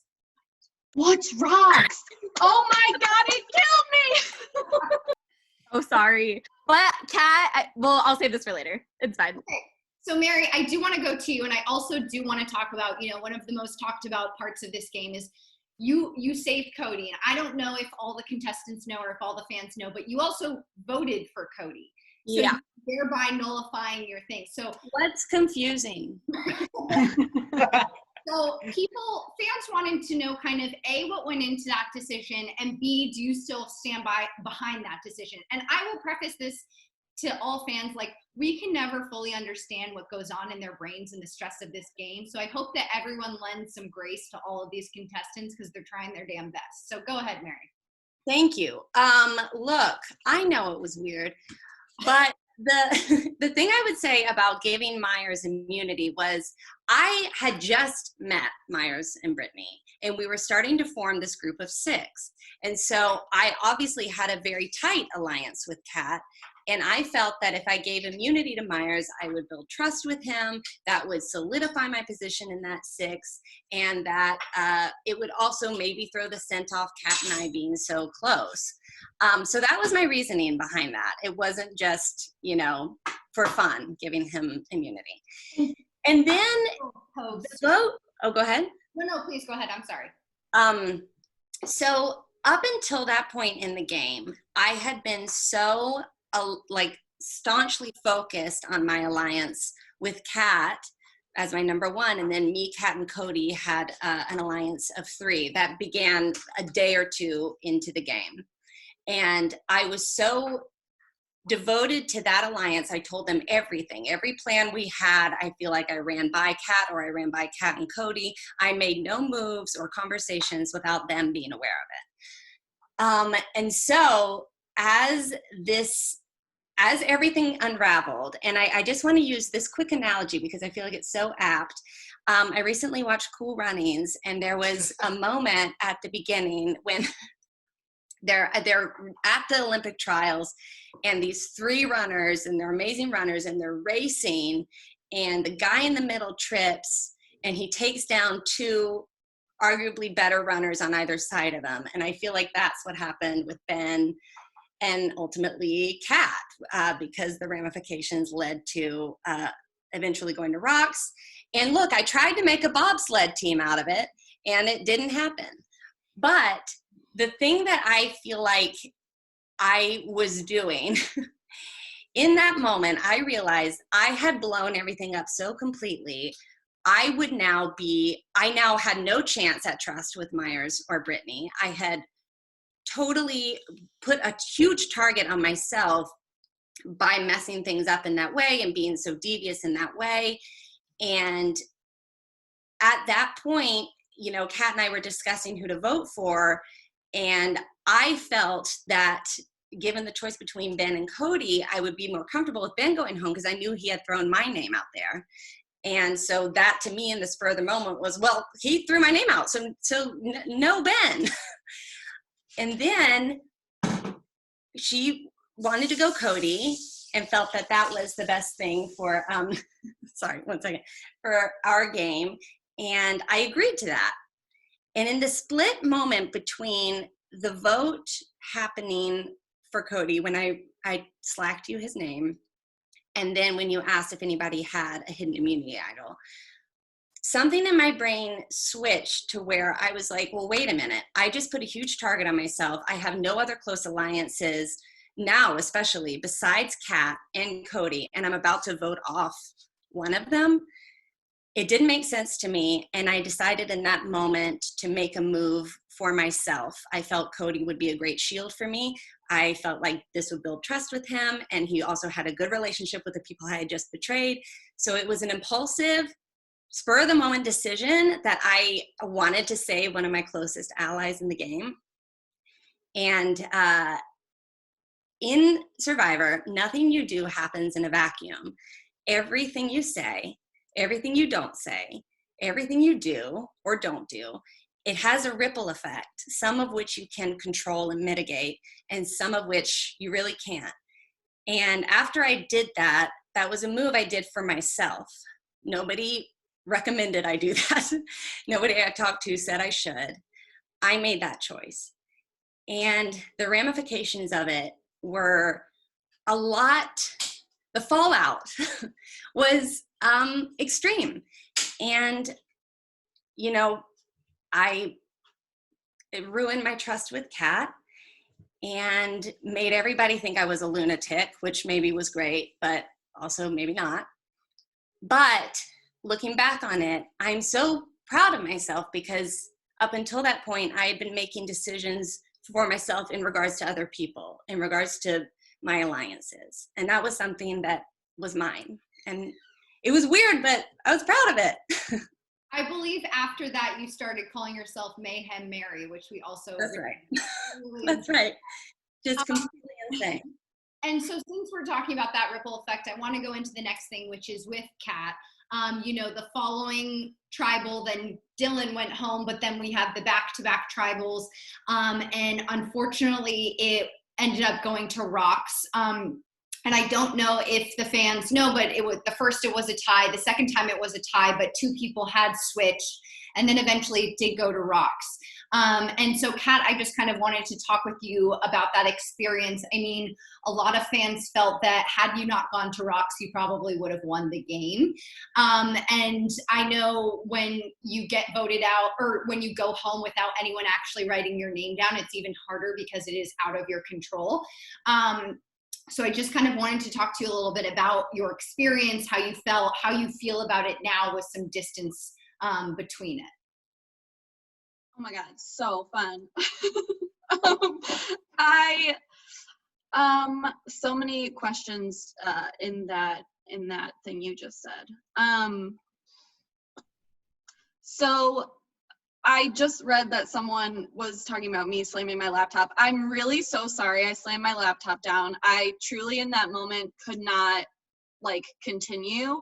I was losing my mind. I was really, I went through such a series of emotions because of going to Rocks. I felt so disappointed and so angry, and it felt very unfair to me, and it felt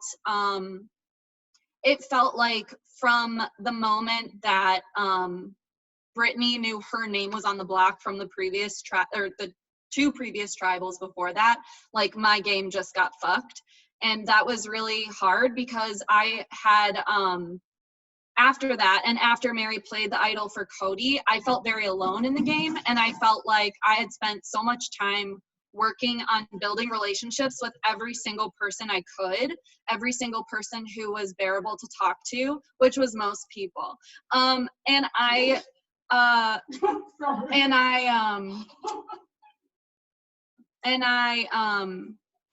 So when that happened, I felt like all the work I had done, especially that day, wanting to give up after Mary had played her idol for Cody, I wanted to straight up quit the game. I was like so upset and felt like my closest friend, not even my closest ally, but my closest friend in the game, I like couldn't really talk to or trust, and that like we're still working on building trust within our relationship, and I'm really grateful for everything that Mary has done for me and for herself. And I'm so proud of the game she played, and I think she's an incredible person. And I also love Cody so dearly, and I think he's an incredible person, but I also knew that he was a humongous threat and that he's incredibly smart and very charming, and I knew that he would go to the end if we didn't get him out.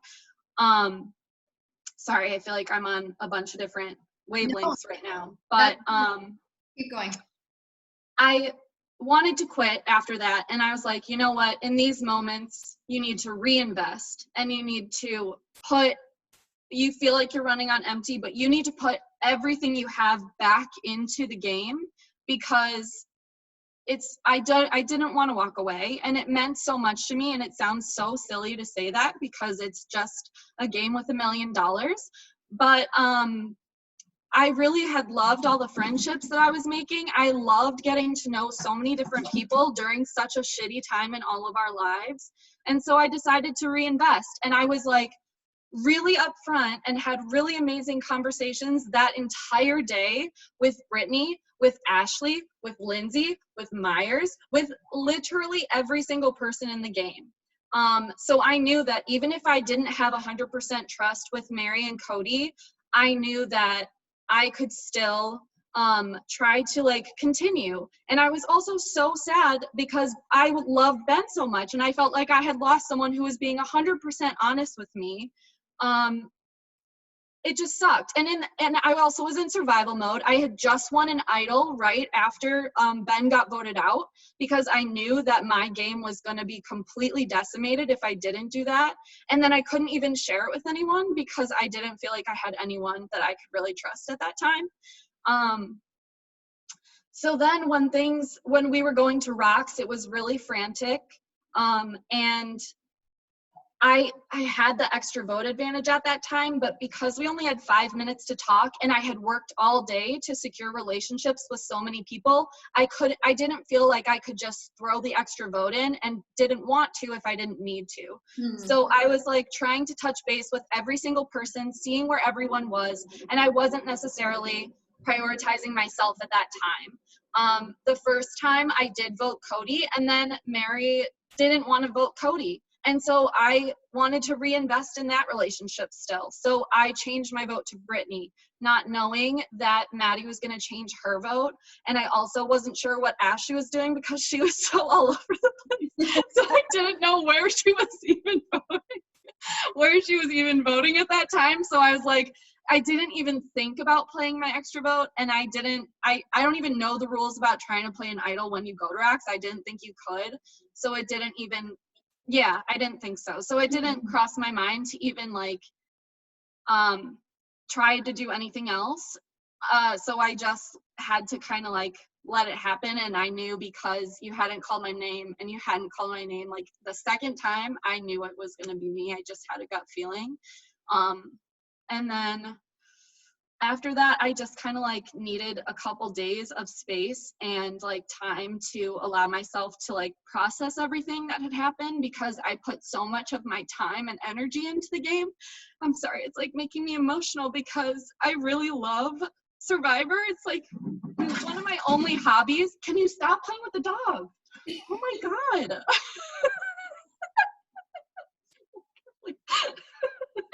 So it's like one of my few hobbies. And Becca actually, like, I never watched Survivor until I started dating Becca. So it's something that's been like really important and fun in our relationship. And watching her play last season and like seeing what happened with her season and getting to be a part of it, but only on the sidelines and just like filming her confessionals rather than like getting to do anything, was like really hard. And I knew that I wanted to like play the game. And then I ended up playing a lot better than I even expected. I didn't think that I was going to be able to like do so well socially. And I didn't think that I would ever win immunity. And I just wanted to like see what would happen. So I was really, really heartbroken, just because I'd put so much of myself like into it. And then I just had to kind of like pick up the pieces. But now I've touched base with almost, I think everyone except I need to have a FaceTime call with Cody, but I've had FaceTime calls with like most of the people in the cast just to be like, can we just touch base? And like, because I want to be friends with you all. And I think everyone who played this season is phenomenal, and you're all wonderful, kind human beings. And so even though I left in a really shitty and hurtful way, I feel like I gained so much more from this experience than I could with $1 million, which is what we're all playing for in this game. Mary, I saw you had your hand raised, but I do it's 6:15 Pacific Standard Time. We just have like 2 or 3 last things. So next I want to go to, again, one of my favorite things about this season. Ben played last season, and this season around, he treated us, you guys, none of you really got to see, but for each contestant that was voted out, he wrote you an original song. So we're just gonna watch a quick compilation of that, and then we'll dive into our next topic. So I decided this season I'm going to write a little ditty about every survivor voted out. So the first one goes out to a man from Montreal.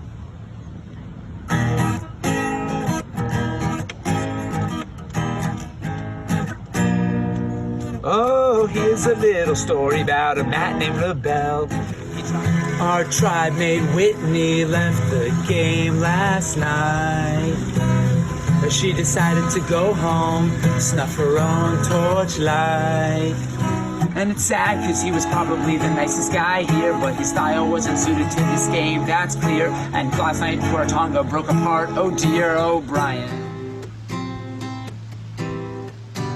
Rarotonga, I thought we were stronger. Last night was a shocker, tribal council was wild. Ezra got hit with the blind side, Kelsey Probst cried. Last night Mr. Rogers was voted out. He's no longer our neighbor. It was his time. I actually didn't think it was the smartest move. So here's a little ditty and please sing along. We voted her out and now she's gone, oh Laura.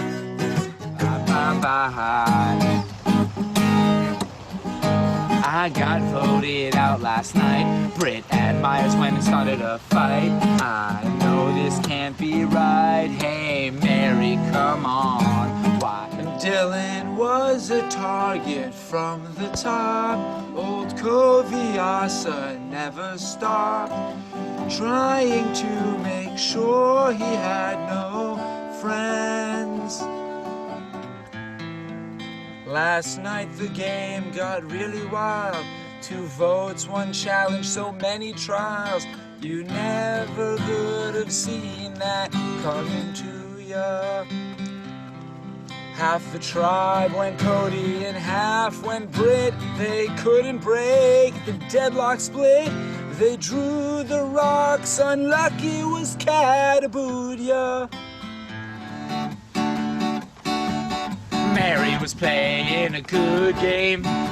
She had gotten down to the last 7, but she had become a bit of a target for some shady moves and challenge wins. Cody left the tribal. Poor Mary had no survival. Oh, Ashley, Ashley.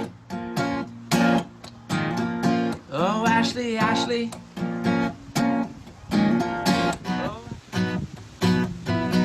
If she could turn back time, then she could find a way to go blindside Brittany and Myers, then she'd stay.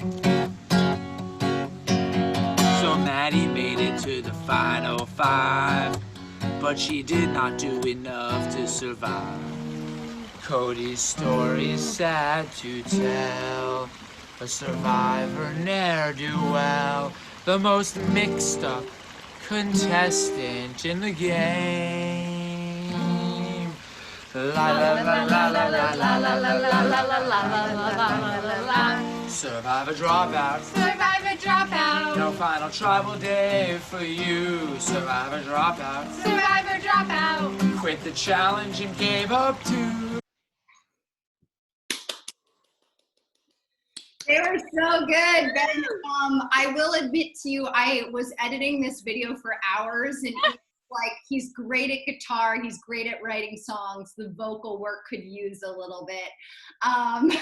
But Ben, what compelled you to write these songs for everybody? Well, season 1, I took the confessionals like very seriously and very gameplay, and then I saw some of the really creative confessionals that some of my other contestants had, and I was like, I need to turn it up a notch. And I was reunited with some guitars that I didn't have at the beginning of quarantine, and I was just feeling the creativity. And I think sometimes the best way to process emotion is through song. So I personally had a blast with it. Woke up every morning the day after Tribal and wrote something. And for me personally, it was just one of the highlights from my own Survivor experience, realizing that no one else knew what was happening and hoping it could bring a little joy to the fans as well. It very much did, and for all you contestants, I obviously had to trim them because they were much longer than I could, but we'll make sure that all of you guys are able to access your personal songs and videos from Ben. But the end of Ben's video leads us to probably our biggest topic of the whole season, which was Cody's decision to drop out of the game after having almost gone home several times.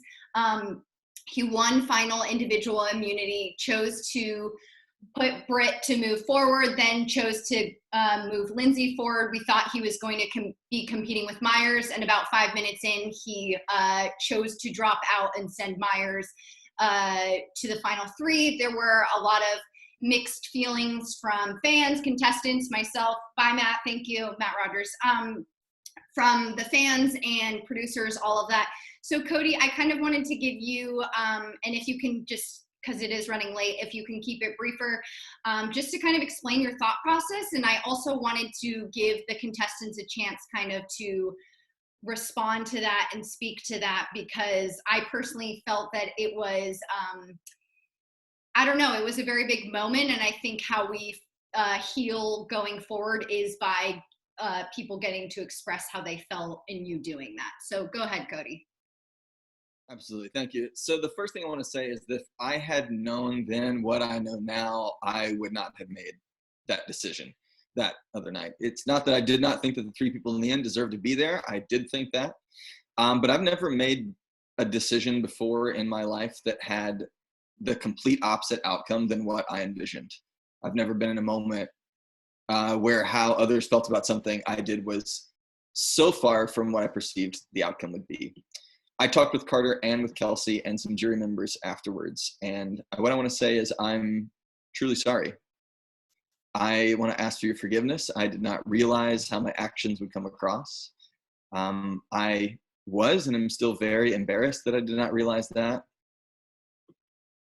And I'm very sad that I did something so seemingly selfish and egotistical, because that was not at all what my desire was. I truly did not think that I was better than anyone else in the game. Rather than go to the end, like I said then, with what would have been less than what I thought was the best showing, I thought I was doing what was best for the game with the agency that I was given in that moment. I don't know Survivor. I just became a fan of it recently. I did not know that what I was doing was going to be so bad for the game. And honestly, I thought it would be a little neutral or even like sweeten it a bit, but it has definitely soured it for everyone. So Ben came to me and he told me about how my game was different than I had perceived it.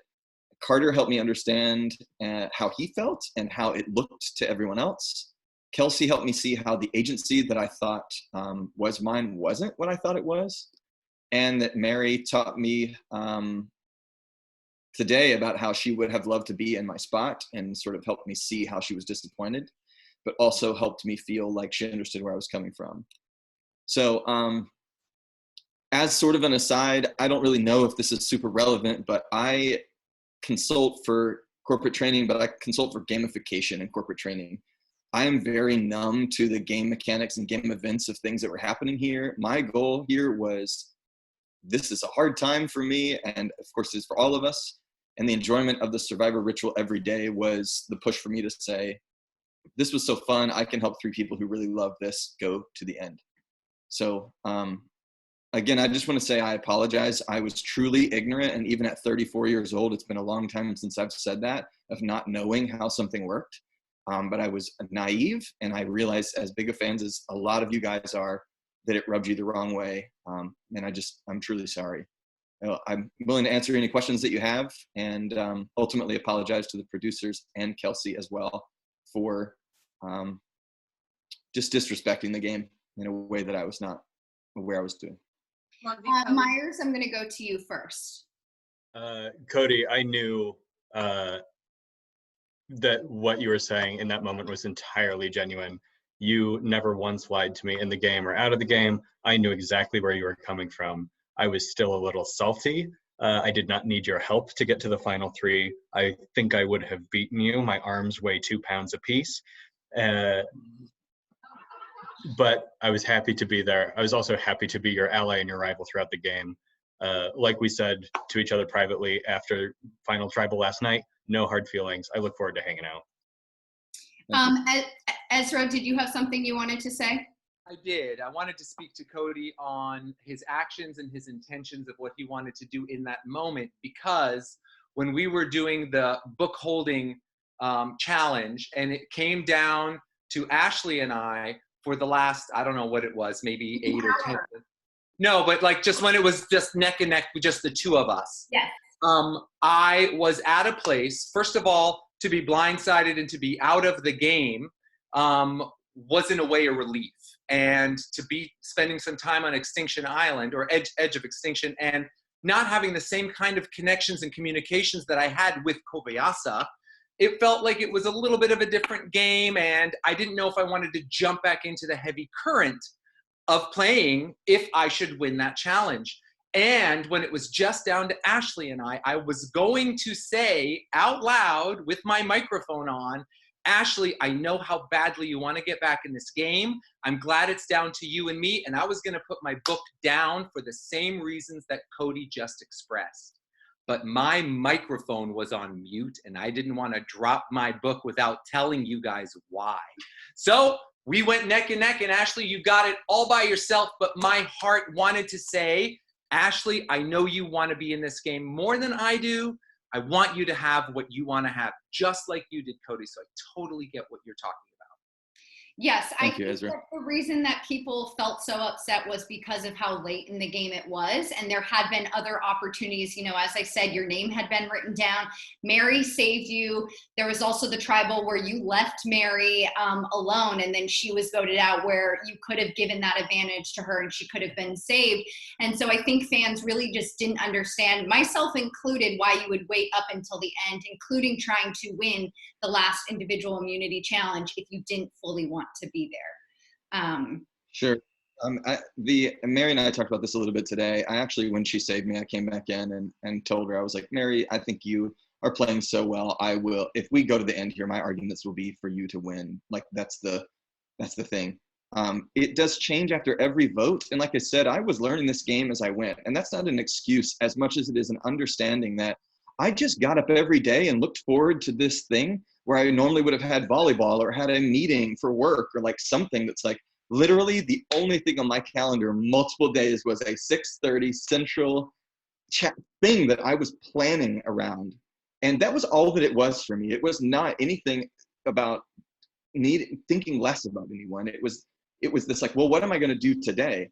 And I told Mary, maybe this doesn't even make sense, but the point where I saved myself, I thought the only way I can actually move forward and help her is to stay in the game. And I had been such a big target already, as I think was illustrated tonight. I hadn't deserved to be in. Britt and I mean, lots of votes were on me. Mary saved me. Kat went home in the saddest way possible. And I just didn't feel like I deserved to be there. And so knowing that I could help Mary by staying was what I wanted to do. Mary encouraged me that day to do it. She said, please use your advantage, stay in the game. So it felt like it was, okay, that day, what I'm going to do. And then it hit me after I'd won that challenge. It's like, wow, what I can do with this is actually help exactly what Ezra said. People who love this, who really want to do it, say, hey, I don't deserve to be here as much. And I realize that doesn't make sense for everyone. And now I get that. It doesn't make as much sense to me either. But at that moment, I thought, this is the right thing that I want to do here. This is really fun. And in this quarantine time, real life is still happening. So it was nothing personal. It was nothing selfish. It was just a decision that I made. It was the wrong decision. And I apologize, but I wish that I had known more about it going into it. Does anybody else have anything else they wanted to say regarding this? Otherwise, Matt LaBelle, please go ahead. Yeah. So when that happened, I told everyone on the edge of extinction exactly how I felt. I wasn't happy. I was getting really upset actually, because I thought we were going to get a really good tribal at the end. I'm not saying that the final tribal wasn't great, but I thought it could have been a lot better. Because I'll let you know right away, Cody, if you made it, you got my vote at the end. But tonight, I think you made amends. I appreciate your apology, and I think you're a really stand-up guy for doing that. So thank you very much for that. Thank you, Matt. Ben, you had something you wanted to say? I want to say for one sentence, because I'm seeing it a little bit in the chat, how much this game messes with your mind based on where you are at the moment. One thing, we on the jury are talking to each other about how much we would like to be there. Meanwhile, Cody is only talking to Maddie Myers and Brittany and Lindsay in those moments. He has no idea what our perspective is. So I totally understand how every decision you make is so informed by the moment you are in at the game. Are you on your original tribe right now? Are you at the end only talking to 3 people, not realizing how other people are now speaking about you? So for those of you who are commenting about how, it really screws with your mind, I just want to say it really does. And your perspective in the moment is so informed by where you physically are. And it can be hard to take a step out of that. So, and Cody and I have had good conversations. And Cody, you know where I stand. So we're all good, brother. Thank you all for, being willing to speak about this. I hope that this is helpful to all of us. Cody, I know I felt better after we spoke. I hope that you feel, that you learned from it. As my brother pointed out to me, like, this game helps you learn stuff about yourself. It has helped me learn stuff about myself, and I'm not even really playing the game. So I think if we all just take, these perceived bad moments from the game and grow from them, that's all we could ever want. So I just have 2 final things. One being, I'm going to announce the fan favorite. So fans, y'all are crazy. We got like $500 for fan favorites. This is incredible. So $100 will go towards the fan favorite, and the rest will be donated to a COVID-related charity. The fan favorite will get to choose. The top 3 and everyone got votes. I don't want anyone to think that they weren't. You're all like my favorites, so take that if you will. But the top 3 people were Matt Rogers, Mayhem Mary, and Kat Abood, with the winner actually being Miss Kat Abood. She won. The fans really identified her. Yeah, Kat. Congratulations, Kat. You know, do you feel or do you understand why the fans voted for you? And if you you don't need to speak. Yes, because my girlfriend won fan favorite last season and they wanted us to keep it in our home, in our household. And we both went home with idols in our pockets. No, that's incredibly sweet, and it means so much. And that I love the fans. Like, it's been so fun getting to know people through the chat, and I loved coming on to challenges early just to get to like see what people are saying and check in. So thank you so much, everyone. Congratulations, Kat. And so one of the final things I want to do, besides, I'm just going to tell you guys all, oh no, am I frozen? Okay, there we go. Season 3 will be posting when the casting opens. As I mentioned, we'll be doing, more Zoom, try to add more humanity to it all, a little bit less contestants, and we're going to post a survey for both our contestants and the fans to let us know what they liked, what they didn't like, that sort of thing. We're always trying to be better. As I told Cody, my mom's favorite Maya Angelou quote is "know better, do better." So we're always open to hearing how we can improve the game. But before I end, I actually wanted to do a little surprise video for our producers. Producers, can you please turn your cameras on? So I can see your beautiful faces. Hi, Marissa. Hi, Becca. Hi, Carter. Guys, this is a 5-minute video. I did trim some of you down. Producers, I'll send you everything in its full thing. And please no one take offense. I tried to be, share the love with everyone. So without further ado, let's watch this video. Producers, I just want to say it was not an unfortunate event for Kelsey to have you guys. You guys rocked it. Thank you so much. I know that Producers, you guys were the only ones who truly understood me. Hi to all the producers, it's your favorite bitch. I just wanted to say thank you so much for having me in the show. It was such a blast.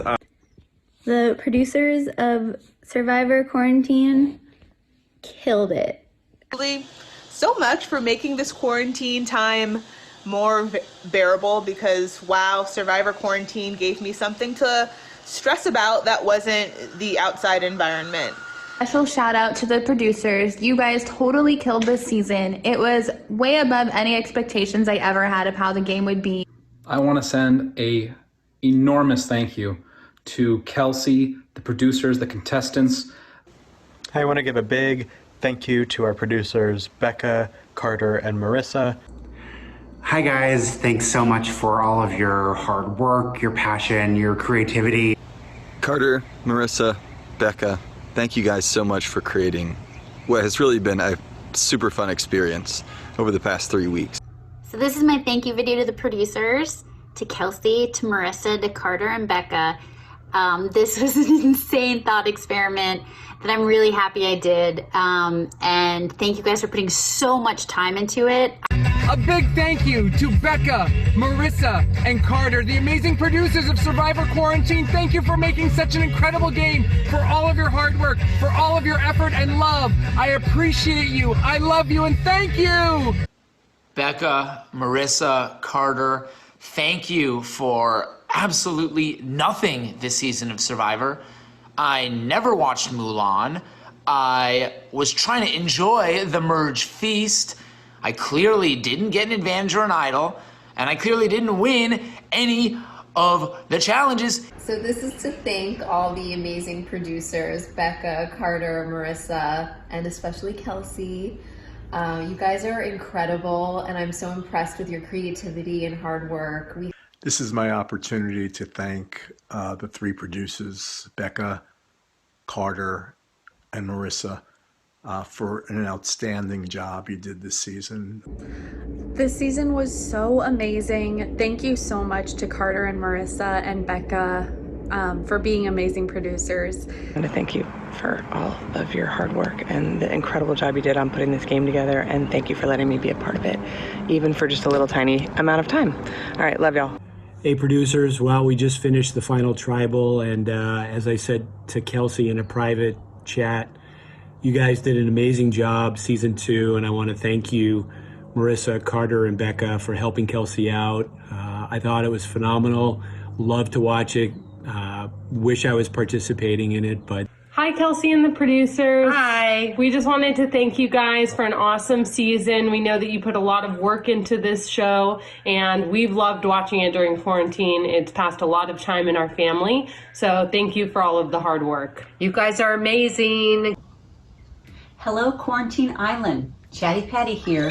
I just want to give a big thank you to the producers and everybody involved with the show. It has been so much fun.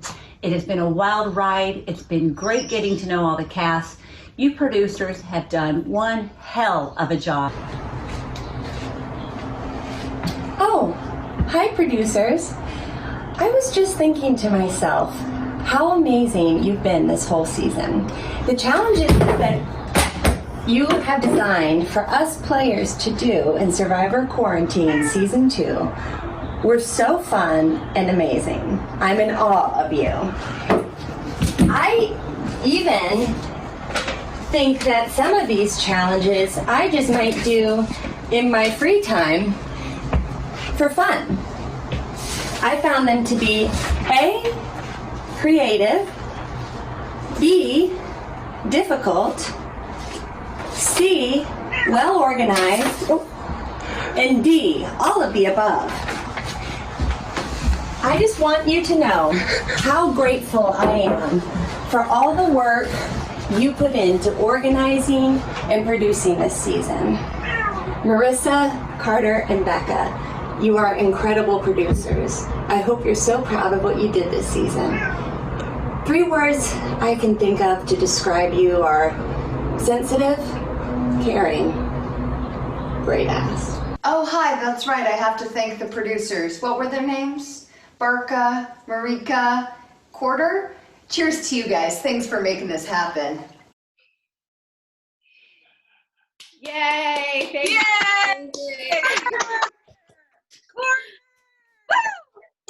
I just want to say thank you so much to Marissa, Becca, and Carter. I did season 1 alone by myself. And while it was fun, it was very challenging. I called Marissa several times to vet things through. Becca and Carter played season 1, and they were so integral in this season. All 3 of you guys truly elevated this game to a place I never even imagined. And I just am so grateful to you guys. You guys did an amazing job. So thank you so much. Hey, okay, great. So that was. Can I say one thing? Yes, please. I realized like 20 minutes ago when I was peeing that if this quarantine hadn't happened, then I wouldn't have known Ezra, even though he lives a mile away from me. And I wouldn't have known you, even though we work in the same exact industry. And I would have never known Myers because he lives in Chicago. And I would have never known Brittany because she lives in Arkansas. And so maybe, even though this thing makes absolutely no sense, this COVID, if we were able to get this out of it, then maybe it does make a little sense. And thank you for giving us that opportunity to make sense of this very, very difficult thing. And let's all give a big round of applause to Kelsey. I think everyone out there who's watching, put the camera on. And, yeah, I want to see all the fans. I'm so grateful to all of you guys. It's so good to see all of you. Thank you. My sister. My sister.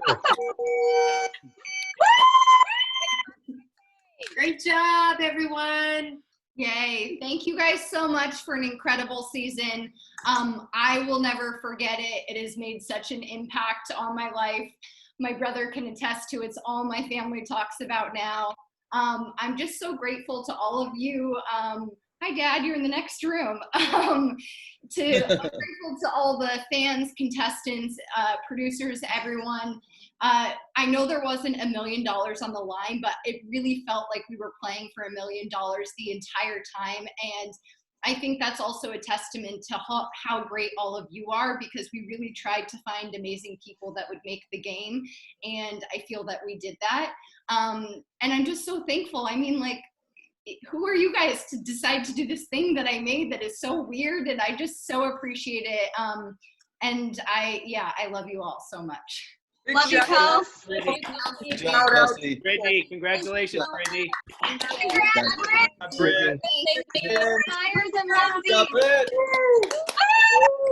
Okay, bye. We'll hope all of each other soon in a post-quarantine world. Love to you all. Bye. Love you. Bye, Kels. Bye.